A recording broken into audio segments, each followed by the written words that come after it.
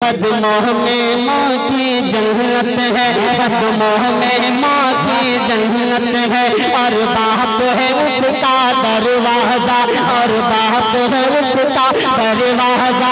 कदमों में माँ की जन्नत है, और बाप है उसका दरवाजा, और बाप है उसका दरवाजा।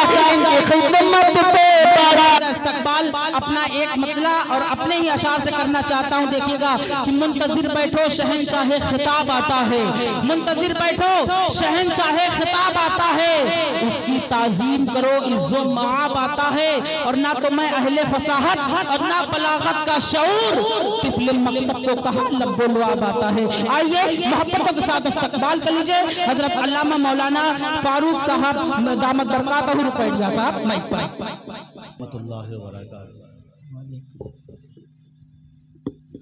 अल्हम्दुलिल्लाह अल्हम्दुलिल्लाह नहमदुहु व नस्तईनुहु व नस्तगफिरुहु व नु'मिनु बिही व नतवक्कलु अलैहि व नऊज़ु बिल्लाहि मिन शुरूरि अनफुसिना व मिन सय्यिआति अमालिना।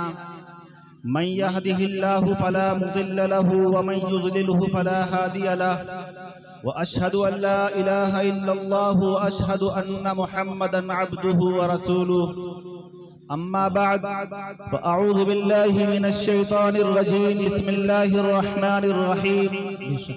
लक़द कान लकुम फ़ी रसूलिल्लाहि उस्वतुन हसनह। वक़ाल अन्नबिय्यु सल्लल्लाहु अलैहि वसल्लम मन अहब्बनी फ़क़द अताअनी व मन अताअनी कान मअय्या फ़िल जन्नह। वान मुआज़ इब्न जबल रज़ियल्लाहु तआला अन्हु क़ाल औसानी रसूलुल्लाहि सल्लल्लाहु अलैहि वसल्लम बिअशरि कलिमातिन या मुआज़ ला तुशरिक बिल्लाहि शैया व इन कुतिलत व हुर्रिक़ता या मुआज़ वला तउक़न्न वालिदैक व इन अमराक अन तख़रुज मिन अहलिक व मालिक या मुआज़ वला ततरुकन्न सलातन मक्तूबतन मुतअम्मिदन फमन तरक सलातन मक्तूबतन मुतअम्मिदन फ़क़द बरियत मिन्हु ज़िम्मतुल्लाह औ कमा क़ाल अलैहिस्सलातु वस्सलाम। अल्लाहुम्मा सल्लि अला मुहम्मद व अला आलि मुहम्मद कमा सल्लैता अला इब्राहीम व अला आलि इब्राहीम इन्नका हमीदुम मजीद। अल्लाहुम्मा बारिक अला मुहम्मद व अला आलि मुहम्मद कमा बारकता अला इब्राहीम व अला आलि इब्राहीम इन्नका हमीदुम मजीद। सर से लेकर पांव तक तनवीर ही तनवीर है, सर से लेकर पांव तक तनवीर ही तनवीर है। जिसे मुंह से बोलता कुरान वो तकरीर है। सोचती है सारी दुनिया मेरे मुस्तफा को देखकर, सोचती है सारी दुनिया मेरे मुस्तफा को देखकर, कैसा होगा वो मुसव्विर जिसकी ये तस्वीर है। मेरे मुहतरम बुजुर्गों और दोस्तों, डाइस पर बैठे हुए हजरात उलमाए कराम, पर्दा नशीन इफ़्फ़त माँ और बहनों, आप हजरात ने अभी हजरत मौलाना मुफ्ती महफूजुर रहमान साहब दामत बरकातुहुल आलिया से बहुत मजबूत बातें सुन ली हैं। दुआ कीजिए कि अल्लाह ताला हमें भी अमल की तौफीक दे और आप हजरात को भी अमल की तौफीक दे। आज का ये जलसा सीरतुन नबी व इस्लाहे मुआशरा के नाम से मुनक्किद किया गया है। मैंने कुरान मुक़द्दस की एक आयत तिलावत की है और जनाबे मोहम्मद सल्लल्लाहु अलैहि वसल्लम के दो फरमान आपके सामने पढ़े हैं।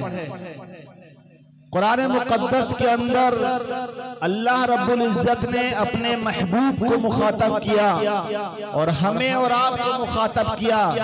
अल्लाह पाक ने कहा लक़द कान लकुम फ़ी रसूलिल्लाहि उस्वतुन हसना। ऐ दुनिया में रहने वाले इंसानों, ऐ दुनिया में चलने फिरने वाले इंसानों, मैंने जनाबे मोहम्मद सल्लल्लाहु अलैहि वसल्लम को तुम्हारे पास भेज दिया है। अब देखता ये हूँ कि तुम मोहम्मद सल्लल्लाहु अलैहि वसल्लम की किस कदर इत्तिबा करते हो। याद रखो, जो शख्स मोहम्मद सल्लल्लाहु अलैहि वसल्लम की जितनी ज्यादा इत्तिबा करके मेरे पास आएगा, वो अल्लाह के नजदीक उतने ही ज्यादा कामयाब इंसान होगा। और जिसको जनाबे मोहम्मद सल्लल्लाहु अलैहि वसल्लम से जितनी ज्यादा नफरत होगी, हजरत मोहम्मद सल्लल्लाहु अलैहि वसल्लम की जिंदगी से दुनिया में जिस इंसान को जितनी ज्यादा दूरी होगी, वो कल कयामत के दिन अल्लाह रब्बुल इज्जत के नजदीक उतने ही ज्यादा गंदा और बुरा इंसान होगा। हजरत मोहम्मद सल्लल्लाहु अलैहि वसल्लम अल्लाह ताला के आखिरी नबी हैं। एक मर्तबा का वाक़या है कि अल्लाह के नबी सल्लल्लाहु अलैहि वसल्लम तशरीफ फरमा थे। एक यहूदी आया और कहने लगा, ऐ मोहम्मद सल्लल्लाहु अलैहि वसल्लम, हम आपको नबी उस वक्त मानेंगे जब आप ये बता देंगे कि मेरे झोले के अंदर क्या चीज रखी हुई है। किताबों में लिखा है कि वो यहूदी हजरत मोहम्मद सल्लल्लाहु अलैहि वसल्लम का इम्तिहान लेने के लिए एक मरी हुई गोह लेकर के आया था।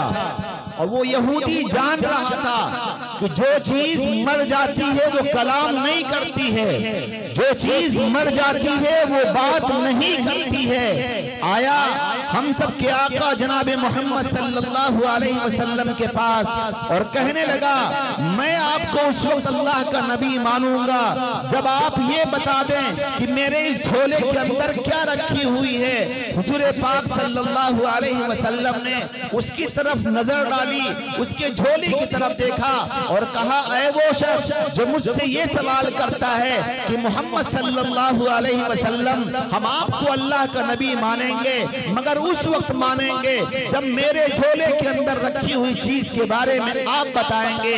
हजरत मोहम्मद सल्लल्लाहु अलैहि वसल्लम ने इरशाद फरमाया, ऐ अल्लाह के बंदे, मैं बताऊं कि मैं कौन हूं, या तुम्हारे झोले के अंदर रखी हुई जो चीज है वो बता दे मैं कौन हूं। उस शख्स ने कहा, ऐ मोहम्मद, क्या झोले में रखी हुई चीज भी बोलती है? किताब में लिखा है कि जनाबे मोहम्मद सल्लल्लाहु अलैहि वसल्लम ने झोले की तरफ नजर डाली और कहा, ऐ वो चीज झोले में रखी हुई है, बता मन अना, मैं कौन हूं। किताबों में लिखा है, अहदीस में लिखा है कि अल्लाह के नबी सल्लल्लाहु अलैहि वसल्लम के एक नजर डालने की वजह से, अल्लाह के नबी सल्लल्लाहु अलैहि वसल्लम की एक तवज्जो की बरकत से अल्लाह ने उस झोले में रखी हुई गो को जिंदगी दे दी और वो गो जनाबे मोहम्मद सल्लल्लाहु अलैहि वसल्लम से कलाम करने लगी, जनाबे मोहम्मद सल्लल्लाहु अलैहि वसल्लम से बात करने लगी। उस गो ने कहा, अंता मुहम्मदुर रसूलुल्लाह, ऐ मोहम्मद सल्लल्लाहु अलैहि वसल्लम आप अल्लाह के रसूल। उलमा ने लिखा है, अगर कोई शख्स हजरत मोहम्मद सल्लल्लाहु अलैहि वसल्लम को अल्लाह का रसूल मानता है, अल्लाह का पैगंबर मानता है, क्या वो पक्का मुसलमान है या नहीं है? उलमा ने लिखा है कि हजरत मोहम्मद सल्लल्लाहु अलैहि वसल्लम को मुकम्मल और कामिल और अकमल नबी मानने के बाद 4 चीजों पर अमल करने की जरूरत है। अगर दुनिया में रहने वाला इंसान हुजूर पाक सल्लल्लाहु अलैहि वसल्लम की उन 4 बताई हुई चीजों पर अमल कर लेगा तो कामिल और मुकम्मल मुसलमान होगा। अगर उन 4 चीजों पर अमल नहीं करता है तो मुसलमान नहीं होगा।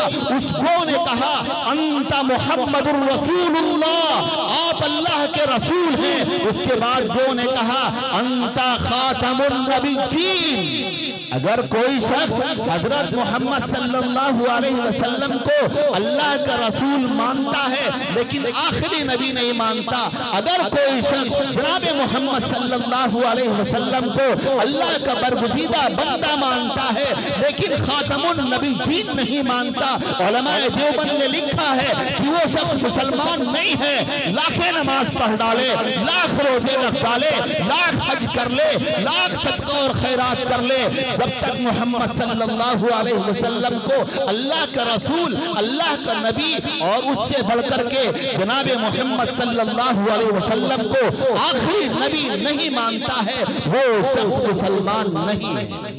तो गो ने कहा, ऐ मोहम्मदुर रसूलुल्लाह, आपको अल्लाह का आखिरी पैगंबर जब तक के दुनिया वाले नहीं मानेंगे, कामयाब नहीं होंगे। लाख नारा लगा दें कि मोहम्मद की मोहब्बत में जान भी कुर्बान है, लाख नारा लगा दें आई लव यू मोहम्मद, दुनिया वाले कामयाब नहीं होंगे जब तक कि मोहम्मद सल्लल्लाहु अलैहि वसल्लम की कामिल इत्तिबा अपनी जिंदगी के अंदर नहीं लाएंगे। लाख नारा लगा दीजिए आई लव मोहम्मद सल्लल्लाहु अलैहि वसल्लम। आप नमाज से दूर हैं, आप रोजे से दूर हैं, आप माँ बाप की खिदमत से दूर हैं, आप मस्जिद से दूर हैं। खुदा पाक की कसम खा के कहता हूँ, सिर्फ आई लव मोहम्मद सल्लल्लाहु अलैहि वसल्लम कहना हमारे लिए नजात का जरिया नहीं है। बेशक जनाब मोहम्मद सल्लल्लाहु अलैहि वसल्लम से मोहब्बत जुज़्वे ईमान है, लेकिन आप सल्लल्लाहु अलैहि वसल्लम की इताअत के बगैर, इत्तिबा के बगैर न इस दुनिया में हमें कामयाबी मिल सकती है और न कल क़यामत के दिन अल्लाह के दरबार में हमें कामयाबी मिलेगी। तो गो ने कहा, ऐ मोहम्मद सल्लल्लाहु अलैहि वसल्लम, अंता मुहम्मदुर रसूलुल्लाह व अंता खातमुन नबिय्यीन। ऐ मोहम्मद, आप अल्लाह के लाडले पैगंबर हैं और आप अल्लाह के आखिरी रसूल। उसके बाद गोह ने दो बात और कही। एक बात ये कही, अंता मुहम्मदुर रसूलुल्लाह व अंता खातमुन नबिय्यीन, और फिर दो कह रही है, क़द अफ़लह मन सद्दक़क। ऐ मोहम्मद सल्लल्लाहु अलैहि वसल्लम, दुनिया में और आखिरत में अल्लाह के नजदीक वही कामयाब होगा जिसने मोहम्मद सल्लल्लाहु अलैहि वसल्लम की इत्तिबा की होगी, जिसने हजरत मोहम्मद सल्लल्लाहु अलैहि वसल्लम की जिंदगी को अपनी जिंदगी में उतारा होगा, वही कामयाब होगा। कामयाब हो गए वो उलमाए देवबंद जिन्होंने जनाब मोहम्मद सल्लल्लाहु अलैहि वसल्लम की ऐसी इत्तिबा की, ऐसी इत्तिबा की, हर मोड़ पे जिनकी कुर्बानियां और जिनकी इत्तिबा गवाही देती है कि यही अल्लाह के सच्चे आशिक़े रसूल। कैसी इत्तिबा की?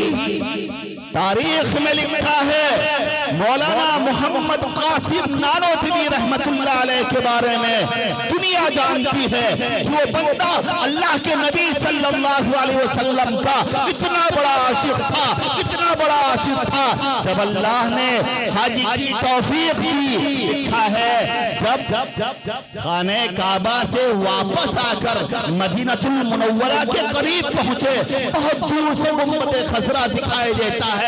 अल्लाह ने मुझे भी दिखाया है और दुआ है कि अल्लाह ताला अपने हर बंदे को वहां तक जाने की इजाजत जरूर अता फरमाए। लिखा है जैसे मज़ारे अक़दस का गुंबद खजरा दिखाई देना शुरू हो गया, मौलाना मोहम्मद कासिम नानोतवी रहमतुल्लाह अलैह ने अपने पैर से जूता निकाल दिए, नंगे पैर चल रहे हैं, पत्थरों पे चल रहे हैं, गर्मी बहुत ज्यादा है, तपिश बहुत ज्यादा है। उनके साथियों ने कहा, ऐ मोहम्मद कासिम नानोतवी, चप्पल पहन लीजिए, जूता पहन लीजिए, वरना ये पत्थरों की कंकरियां, ये पहाड़ की कंकरियां आपके पैरों को फाड़ के रख देंगी। आशिक़ रसूल ने कहा, मैं दयारे नबी में हाजिर हुआ हूँ, कोई गम नहीं है, मुझे डर है कि मेरा जूता उस जगह पे न पड़ जाए जहाँ पे जनाब मोहम्मद सल्लल्लाहु अलैहि वसल्लम के पैर पड़े हों।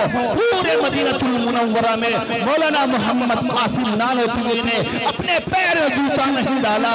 अगर पेशाब की हाजत होती है, हुदूद हरम से बाहर जाते हैं, अगर थूकने की हाजत होती है, हुदूद हरम से बाहर जाते हैं। ऐसी इत्तिबा की, ऐसी इत्तिबा की। किताब में लिखा है जिस दिन उनके मरने का वक्त आया, जिस दिन उनके दुनिया से जाने का वक्त आया, किताबों ने, उलमा ने जगह दी है। एक साहब ने ख्वाब में देखा कि दारुल उलूम देवबंद के अंदर एक जगह पे एक तख्त लगा हुआ है, एक कुर्सी रखी हुई है, उस कुर्सी के ऊपर जनाबे मोहम्मद सल्लल्लाहु अलैहि वसल्लम आराम कर रहे हैं। उस कुर्सी के ऊपर हजरत मोहम्मद सल्लल्लाहु अलैहि वसल्लम बैठे हुए हैं। आपके चारों तरफ से अबू बकर, उस्मान, अली, उमर बैठे हुए हैं और बहुत सारे नूरानी फरिश्ते बैठे हुए हैं। उन साहब ने कहा, अल्लाह के नबी सल्लल्लाहु अलैहि वसल्लम, आज आपका अचानक देवबंद में आना कैसे हो गया? किताबों में लिखा है किसी को पता नहीं था कि मौलाना कासिम नानोतवी का इंतकाल हुआ है कि नहीं हुआ है। उस बच्चे ने ख्वाब में देखा और कह रहा है, अल्लाह के नबी सल्लल्लाहु अलैहि वसल्लम, आप कैसे तशरीफ ले आए? हुजूर पाक सल्लल्लाहु अलैहि वसल्लम ने कहा, आज मौलवी मोहम्मद कासिम नानोतवी के दुनिया से जाने का वक्त है। मैं आ गया हूँ मौलाना मोहम्मद कासिम नानोतवी को लेने के लिए। अगर इत्तिबा करोगे तो जनाबे मोहम्मद सल्लल्लाहु अलैहि वसल्लम तुम्हारी हर कदम पर रहनुमाई करेंगे। तो उसको ने कहा, ऐ मोहम्मद सल्लल्लाहु अलैहि वसल्लम, कद अफलहा, अल्लाह के नबी, जिसने आपकी बात मान ली वो कामयाब हो गया। और अगर जिसने जबान से कहा आई लव यू मोहम्मद सल्लल्लाहु अलैहि वसल्लम, उसका चेहरा मोहम्मद सल्लल्लाहु अलैहि वसल्लम की तरह नहीं है, उसका उठना मोहम्मद सल्लल्लाहु अलैहि वसल्लम की तरह नहीं है, उसका खाना मोहम्मद सल्लल्लाहु अलैहि वसल्लम की तरह नहीं है, घर के अंदर उसके रिकॉर्ड मोहम्मद सल्लल्लाहु अलैहि वसल्लम की तरह नहीं है। खुदा की कसम, लाख पट डालिए आई लव यू मोहम्मद सल्लल्लाहु अलैहि वसल्लम, वो अल्लाह के नबी का सच्चा आशिक रसूल नहीं। और जिस शख्स ने हुजूर की जिंदगी को अपने सीने से लगाया, हुजूर पाक सल्लल्लाहु अलैहि वसल्लम की एक एक बात पर अमल किया, अपनी जबान से नहीं कह रहा है आई लव यू मोहम्मद सल्लल्लाहु अलैहि वसल्लम, उसके बाद भी वो शख्स कामयाब। मैंने एक हदीस पढ़ी थी अल्लाह के नबी सल्लल्लाहु अलैहि वसल्लम की। मुआज़ इब्न जबल हुजूर पाक सल्लल्लाहु अलैहि वसल्लम के बहुत बड़े सहाबी, लिखा है कि अल्लाह के नबी सल्लल्लाहु अलैहि वसल्लम ने मुआज़ इब्न जबल रज़ियल्लाहु ताला अन्हु को 10 वसीयतें की थी, जिसमें से 2-4 आपके सामने मैं बयान करना चाहता हूँ।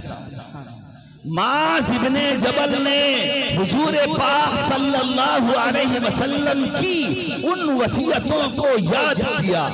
मुआज़ इब्न जबल रज़ियल्लाहु ताला अन्हु जान रहे थे कि अल्लाह के नबी सल्लल्लाहु अलैहि वसल्लम की वो वसीयत सिर्फ मुआज़ इब्न जबल के लिए नहीं बल्कि हमारे और आपके लिए थी। पहली वसीयत क्या है?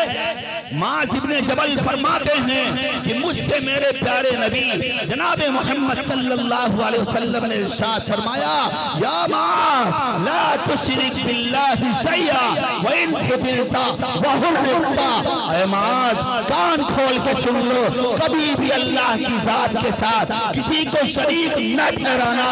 अगर तुम्हें जिंदा आग में जलाया जाए तो जल जाना।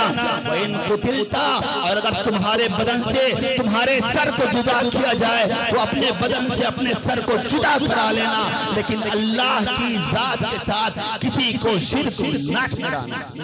शिर्क इतना बड़ा गुनाह है, इतना बड़ा गुनाह है कि अल्लाह के नबी सल्लल्लाहु अलैहि वसल्लम से अल्लाह पाक कह रहे हैं, लइन अशरकता लयहबतन्न अमलुक। ऐ नबी, अगर आप भी शिर्क कर देते तो आपके सारे आमाल को मैं मिलियामेट करके रख देता।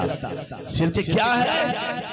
जो चीज अल्लाह से मांगना मुमकिन हो, जो चीज अल्लाह से लेना मुमकिन हो, वो चीज अल्लाह के बंदों में तलाश किया जाए। मिसाल के तौर पे मुसीबत में काम आने वाली अगर कोई शख्सियत है तो सिर्फ रब्बुल आलमीन की जात है। मुसलमानों को चाहिए कि अपने हर खुशी के मौके पर, हर गम के मौके पर अल्लाह रब्बुल इज्जत को अपना सहारा बनाएं। अगर अल्लाह को अपना सहारा बना लिया तो अल्लाह के नबी फरमाते हैं तुम कामयाब हो गए। अगर तुमने अल्लाह के अलावा किसी गैर को अपना मददगार समझते हो, अपना हामी समझते हो, कुरान कह रहा है तुम कामयाब नहीं हो। और दूसरी वसीयत फरमाई या मास वला तौक़न्ना वालिदैका व इन मराका अन तखरुजा मिन अहलिका व मालिका। ऐ मास देखो अपने माँ बाप की नाफरमानी न करना। क्या अपने माँ बाप की नाफरमानी न करना। वही न मराका अन तखरुजा मिन अहलिका व मालिका। अगर माँ बाप कहे कि अपना बसा बसाया, अपना बना बनाया घर छोड़ के बाहर निकल जाओ तो बाहर निकल जाना, लेकिन माँ बाप के साथ नाफरमानी ना करना। क्योंकि सिर्फ और सिर्फ माँ बाप एक ऐसी हस्ती है जो दुनिया में जिंदगी में सिर्फ एक बार मिलती है। बीवी दोबारा मिल जाएगी, बच्चे दोबारा मिल जाएंगे, दोस्त दोबारा मिल जाएंगे, लेकिन माँ और बाप एक ऐसी शख्सियत है जिनकी आंखें बंद हो जाती हैं, खुदा की कसम दुनिया अंधेला हो जाता है। माँ बाप इतनी बड़ी नेमत है, इतनी बड़ी नेमत है। जब हम सबके नबी जनाबे मोहम्मद सल्लल्लाहु अलैहि वसल्लम आखिरी हज करने जा रहे हैं, अरफात के मैदान में हैं, अल्लाह के नबी सल्लल्लाहु अलैहि वसल्लम तकरीर कर रहे हैं और तकरीर करते करते आप रोने लगे, आपके आंखों से आंसू जारी हो गए। सहाबा ने कहा अल्लाह के नबी आप बयान कर रहे थे, हमको वाज़ो नसीहत कर रहे थे, अचानक आपकी आंख में आंसू आ गए, आप क्यों रो रहे हैं? अल्लाह के नबी सल्लल्लाहु अलैहि वसल्लम ने कहा मेरे सहाबा आज मुझे मेरी अम्मा की याद आ रही। क्या फरमाया? अरफात के मैदान में 1,24,000 सहाबा इकराम का मजमा है। अल्लाह के नबी सहाबा को वसीयत कर रहे हैं, नसीहत कर रहे हैं, अचानक अम्मा जान की याद आती है और आप रोने लगते। अल्लाह के नबी ने कहा ओ मेरे सहाबा, माँ बाप इतनी बड़ी नेमत है, इतनी बड़ी नेमत है, काश मेरी अम्मा जिंदा होती और मोहम्मद सल्लल्लाहु अलैहि वसल्लम नमाज पढ़ रहा होता, अल्लाहु अकबर कह के अपनी नियत को बांध लेता, सूरह फातिहा पढ़ लेता और कोई सूरत पढ़ने वाला होता, पीछे से मेरी माँ कहती मोहम्मद, मैं नमाज को तोड़ देता और अपनी माँ के कदमों में जाके गिर जाता। खुदाए पाक की कसम, माँ और बाप दुनिया में एक ऐसी दौलत है जिनकी जबान से अपने बच्चों के लिए जो निकल गया अल्लाह वो कबूल कर लेता है। अगर अल्लाह ने उनके जबान से अच्छी बात निकला दी तो अल्लाह कबूल कर लेता है, और अगर कोई बददुआ निकल गई तो अल्लाह कबूल कर लेता है। दुआ कैसे? एक वाकया लिखा है किताबों में कि अल्लाह के नबी सल्लल्लाहु अलैहि वसल्लम के जमाने में एक सहाबी थे और एक सहाबिया थी। शादी हुई, शौहर ने और बीवी ने आपस में मशवरा किया कि हम अल्लाह ताला की दी हुई नेमत को कभी ठुकराएंगे नहीं और अल्लाह ने ले लिया तो उसके ऊपर चिल्लाएंगे नहीं। किताब में लिखा है कि उनको अल्लाह ने एक लाडला बेटा अता फरमाया। बेटा जब थोड़ा बड़ा हुआ, 6-7 साल का, बीमार हो गया, बाप ने दवाएं दी, बेटा बीमार था, बाप को पैसा कमाने के लिए बाहर जाना था। बाप ने बीवी से कहा ये बच्चे की दवा रखी हुई है, बच्चा को खिला देना और शाम को मैं घर वापस आऊंगा तो बच्चे को दवा खिलाऊंगा। किताब में लिखा है कि बाप अपने बच्चे को अलविदा कह करके घर से बाहर निकला, जैसे घर से बाहर निकला उस बच्चे का इंतकाल हो गया। माँ ने बच्चे को नहलाया, धुलाया, कफन पहनाया और घर में आराम से बच्चे को लटा दिया। जब शाम को अब्बा जी आए और अब्बा ने कहा बेगम बेटा नजर नहीं आता है, बच्चा नजर नहीं आता है, बताओ बेटा कहाँ है। माँ ने कहा कि बेटा पहले से बहुत अच्छा है, आप खाना खा लीजिए, आराम कर लीजिए और अभी आपको आपके बेटे से मुलाकात कराती हूँ। बच्चा मर चुका है, लेकिन माँ ने अल्लाह वाली थी इस नियत से कि मेरे शौहर को तकलीफ न हो, बच्चे को सुला दिया, कफन पहना दिया। बाप आया, घर में उसका इस्तकबाल किया, पानी पिलाया, बाप ने नहाया धोया, और जब सोने का वक्त हुआ तो बीवी ने बाप से एक सवाल किया, ओ मेरे शौहर आप ये बताओ, अगर दुनिया के अंदर कोई शख्स आपको दरहमो दनानीर दे करके चला जाए और ये कह दे कि ये दरहम 10 दिन के बाद तुमको वापस करना पड़ेगा, तो क्या उसके दरहम को वापस करना चाहिए या वापस नहीं करना चाहिए? शौहर ने कहा जरूर वापस करना चाहिए। तो कहा अच्छा, अगर वापस करने में दिल के ऊपर बोझ हो तो, अगर वापस करने को जीना चाहता हो तो? शौहर ने कहा जी चाहे तब भी वापस करना चाहिए और जी न चाहे तब भी वापस करना चाहिए। जब देखा बीवी ने कि मेरा शौहर एकदम मुतमईन है, तो बीवी ने कहा अल्लाह ने तुमको एक अमानत दी थी बेटे की शक्ल में, आज अल्लाह ने वो अमानत तुमसे वापस ले ली। बहरहाल बाप था, गमगीन हुआ, नहलाया धुलाया तो माँ ने पहले ही से था, लोगों को बुलाया और उसके तहजीज और तकफीन का इंतजाम किया और बच्चे को दफन कर दिया। जब सुबह उसके वालिद जनाबे मोहम्मद सल्लल्लाहु अलैहि वसल्लम के कदमों में हाजिर हुए फजर की नमाज पढ़ने के लिए, तो शौहर ने सोचा कि लो बीवी के हालात अल्लाह के नबी सल्लल्लाहु अलैहि वसल्लम के सामने बयान कर दें। जैसे अल्लाह के नबी के पास पहुंचे, अल्लाह के नबी ने कहा था, ओ जाबिर अल्लाह ताला ने तुम्हारी तमाम तर गुफ्तगू सुन लिया है, जो तुम अपनी बीवी से बात कर रहे थे। अल्लाह पाक ने तुमको सलाम भेजा है और अल्लाह पाक ने कहा है कि ऐ मोहम्मद सल्लल्लाहु अलैहि वसल्लम आप दुआ कर दीजिए कि अल्लाह ताला उनके खानदान में बरकत अता फरमा दे। लिखा है उस बच्चे के इंतकाल के बाद अल्लाह ने उनको 9 औलाद दिया और सारे के सारे औलाद हाफिज और आलिम। तो माँ बाप दुनिया के अंदर एक ऐसी हस्ती है जो दुआ दे दे तो दुआ कामयाब हो जाती है, अगर बद दुआ दे दे तो बद दुआ कामयाब हो जाती है। किताब में एक वाकया और लिखा है, एक बुजुर्ग फरमाते हैं एक दिन मैं कब्रिस्तान के बगल से गुजर रहा था, देखा अचानक कब्र फटी और कब्र के अंदर से नौजवान निकला और नौजवान निकलने के बाद गधे की तरह सीपों करके फिर कब्र में वापस चला गया। वो बुजुर्ग बहुत परेशान हुए कि ये मुसलमानों का कब्रिस्तान है, ये कब्रिस्तान से गधे की शक्ल कैसे निकल रही है। लिखा है कि वो बुजुर्ग वहीं रुक गए, गांव वालों के पास गए और कहा ओ गांव वालों, आज मैं कब्रिस्तान के बगल से गुजर रहा था, एक नौजवान कब्र से बाहर निकला और गधे की आवाज किया और गधे की आवाज करने के बाद कब्र में वापस चला गया है।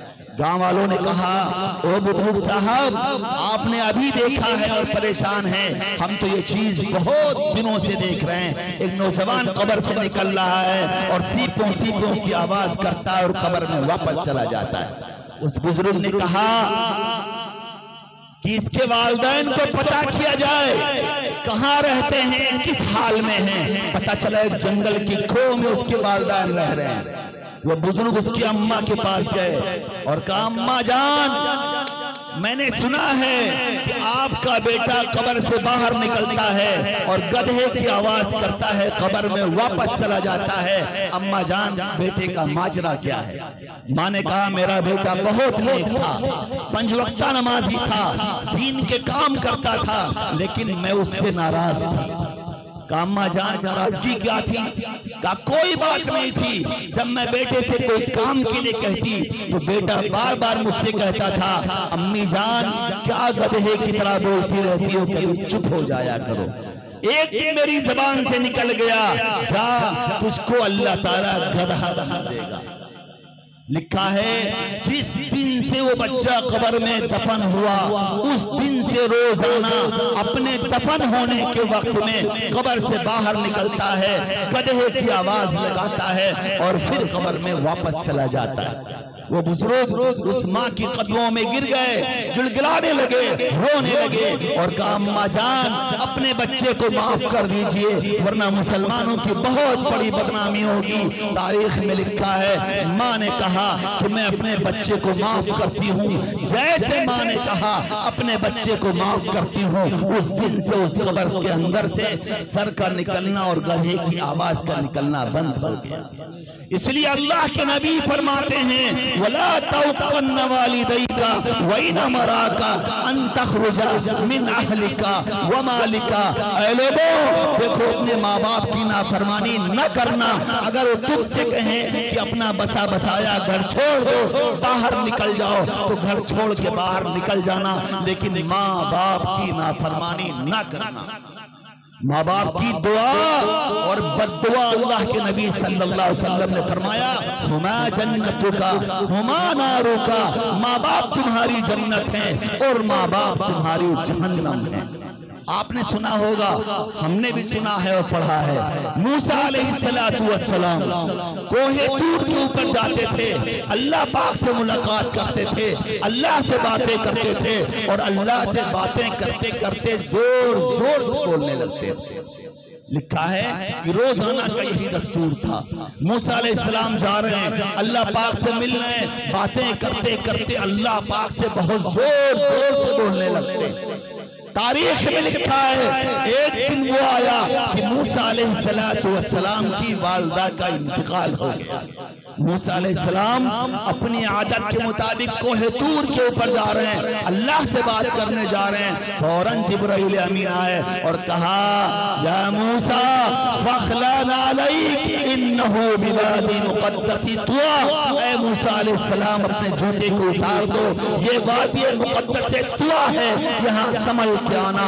अगर संभल के नहीं आओगे तो आपकी नबूवत को उखाड़ के फेंक आपके सर से नबूवत के ताज को उठा लूंगा। मूसा अलैहिस्सलाम बहुत परेशान हो गए, अल्लाह पाक से कहने लगे अय अल्लाह पाक, अभी तक मैं आपसे मिलने आता था, आप मुझसे मोहब्बत से बात करते थे, अय अल्लाह पाक आज आपका अंदाज बदला हुआ क्यों है? आवाज आई अय मूसा, अभी तक मैं तुमसे जो नरम लहजे में बात करता था, मूसा तुम्हारी वजह से बात नहीं करता था। तुम्हारे पीछे तुम्हारे घर पे एक तुम्हारी बूढ़ी माँ थी, जैसे तुम दूर की तरफ निकलते थे वो बूढ़ी माँ अपना मुसल्ला बिछा देती थी और कहती थी अय अल्लाह पाक मेरा बेटा मूसा तुम्हारे पास आ रहा है, अय अल्लाह मैं आपसे दुआ करती हूँ कि मेरे बेटे से नरम लहजे में बात करना। अय मूसा अलैहिस्सलातु वस्सलाम, अभी तक जो मैंने तुमसे नरम लहजे में बात किया वो तुम्हारे कमालात नहीं थे, तुम्हारी अम्मा की दुआओं की बरकत से मैं नरम लहजे में बात करता था। ऐ मूसा फखलन अलैक इन्नहु बिवादी मुक़द्दसी तुआ।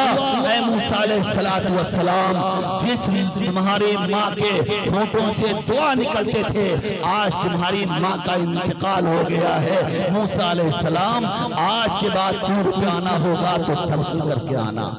इसलिए मेरे भाइयों, बुजुर्गों और दोस्तों, अल्लाह के नबी सल्लल्लाहु अलैहि वसल्लम ने मुआज़ इब्न जबल रज़ियल्लाहु ताला अन्हु को वसीयत की, या मुआज़ वला तौक़न्ना वालिदैका व इन अमराका अन तखरुजा मिन अहलिका व मालिका। ऐ मुआज़, देखो माँ बाप की नाफरमानी न करना। अगर वो तुमसे कहें अपना बसा बसाया घर छोड़ दो, बाहर निकल जाओ, तो अपना बसा बसाया घर छोड़ देना, बाहर निकल जाना, लेकिन अपने माँ बाप की नाफरमानी न करना। और तीसरी बात कह रहे हैं या मुआज़ वला ततरुकन्ना सलातन मक्तूबतन मुताम्मिदन फमन तरका सलातन मक्तूबतन मुताम्मिदन फक़द बरियत मिन्हु ज़िम्मतुल्लाह। ऐ मुआज़, देखो फर्ज नमाज को कभी जानबूझ के न छोड़ना। मुआज़ इब्न जबल रज़ियल्लाहु ताला ये जान रहे थे कि अल्लाह के नबी सल्लल्लाहु अलैहि वसल्लम की ये वसीयत सिर्फ मुआज़ के लिए नहीं थी, हमारे और आपके लिए थी। क्या वसीयत फरमाते हैं अल्लाह के नबी सल्लल्लाहु अलैहि वसल्लम? ऐ मास, देखो फर्ज नमाज को कभी जानबूझ के न छोड़ना।